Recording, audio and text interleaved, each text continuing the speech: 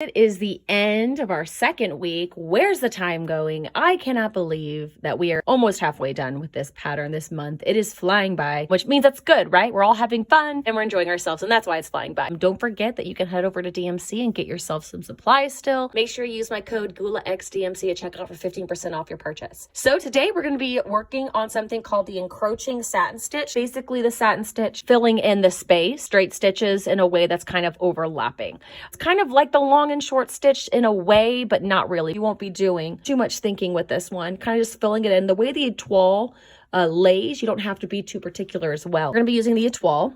We're going to be using a lighter green. You could use a different color of Etoille. You could use 6-strand embroidery floss. You don't have to match this exactly. However, I love the Etoille when it comes to the shimmery parts of the grass. It kind of makes it look like there's some dew lying on the grass, and I just like the effect of it. The C471 for the grass that's closer, and then the darker C890 for the hills over here that are a little farther away. You don't use all 6 strands. You want to use 3 strands of the Etoille. One more trick that you can do when stitching, especially with the turkey work we're going to do later. I didn't do it over here, but if you want, you can take and extend your encroaching satin stitch to go underneath the first layer of the trees.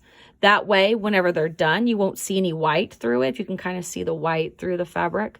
Over here, I did that. It looks better because it doesn't look like you're seeing anything through that tree. So if you want to do that, you can. You don't have to, obviously. You could just fill in the spaces here that you would need.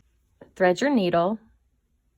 I'm going to start right here so that we have a good idea of like how the process is supposed to go. Or I feel it doesn't look as organic when you do it specifically this way. I'll show you guys how it's supposed to be done and then show you how I just kind of do my own thing with it versus following it too specifically. The way that encroaching satin stitching is done is that you're going to fill in a row of satin stitches, come up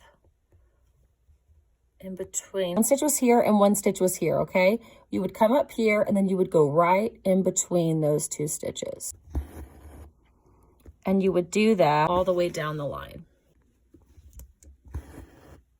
And that, my friends, is the encroaching satin stitch. Now, I don't like to be too specific with my satin stitching or this stitch as well, because I feel like it might look too perfect. I don't want it to look too perfect. I kind of want it to look more messy. So what I do, and you don't have to do it this way, you could follow this pattern all the way across, but obviously it gets a little harder when you're getting in all these crevices. So I tend to just take my thread and I just fill it in any way that works. Etoille is really great for this, for the grassy hills, because it really does a good job looking like grass. See, I didn't go this far in. I kind of just go in here. I'm just kind of filling it in. So you don't have to worry about being too particular about it. You don't have to worry about being too perfect with it. Like I said, you want it to look kind of like messy because it's supposed to look like nature. And with this thread, it really does a good job of getting that look. Yeah, that's it, guys. That is the encroaching satin stitch. I know, super simple.